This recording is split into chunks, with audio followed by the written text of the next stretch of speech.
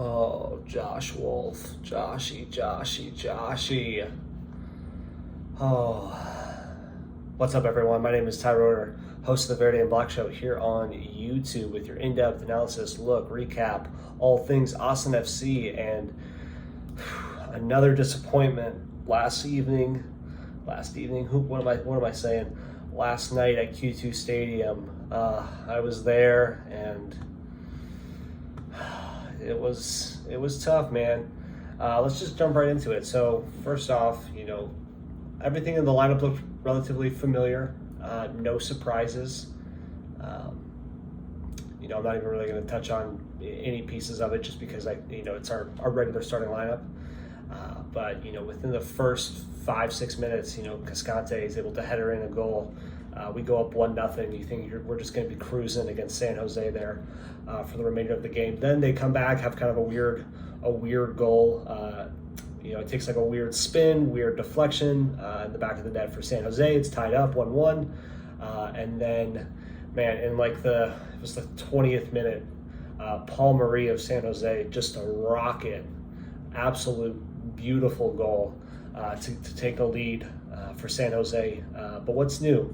We like playing from behind, and we play from behind quite well, to be honest. So I was surprised at San Jose's attack last night. I knew that they were a bottom dweller in the Western Conference, but I didn't expect them to be able to score at will, especially against our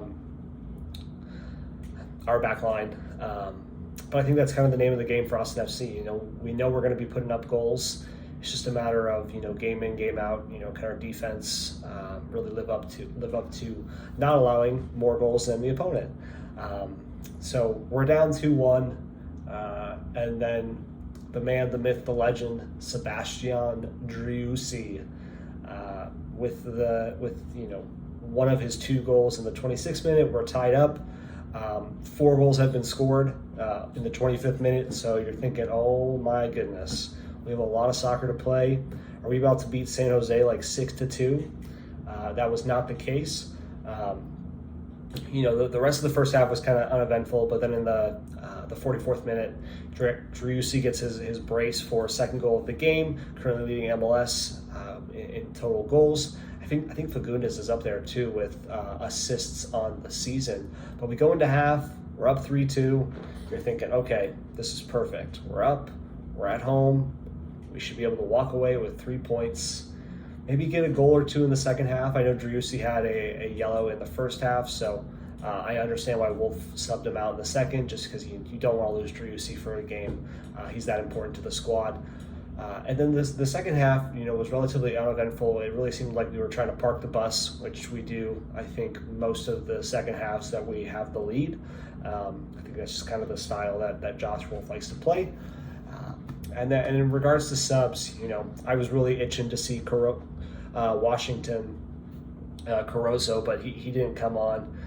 You had the likes of, Felipe came on for Driussi, Wolf for Fagundes, Rodney Redes came on for Finley and got some really quality minutes there, and had a couple of chances too, not going to lie. And then the last one was Moussa Djitté for Ruthie. I would have liked to see Caruso, maybe Hosen. It just felt like we were okay with 3 goals, and it was not a good feeling being up 3-2 against San Jose, who clearly shown in the first 15 minutes that they knew what they were doing and were able to capitalize on some goals. And ultimately it resulted in a 3rd goal in the 88th minute where it just kind of seemed like we fell asleep.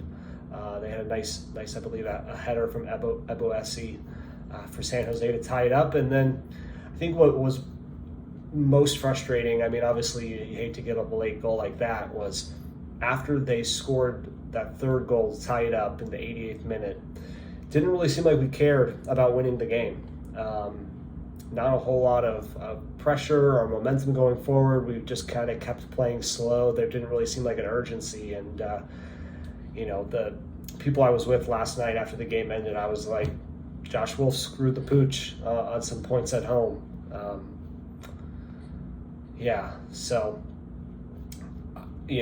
tying, we're above that, I think. We're in 2nd place in the Western Conference. We shouldn't be tying at home to one of the worst teams in MLS. And I put the whole onus on Josh Wolf for not getting it right. Someone has to take accountability, and hopefully he does so. And I know next week we have Sporting Kansas City at home. That should be a really good, hopefully, tune-up game, but don't look past them.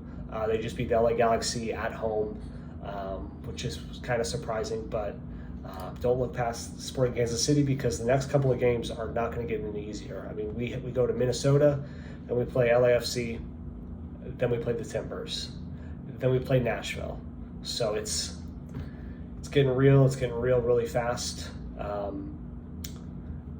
After KC, there's not an easy game left on the schedule for the remainder of the regular season. We play at Minnesota, home to LAFC, home to Timbers, away to Nashville, away to Sounders, home to Salt Lake, home to Nashville, away to Vancouver, and home to Colorado. So there's no gimme points. I think, this is a real disappointment in dropping these points. And hopefully we don't drop them again next week at home against Sporting Kansas City. But still optimism for the season and the outlook of the team. Appreciate the support, guys, and Listos.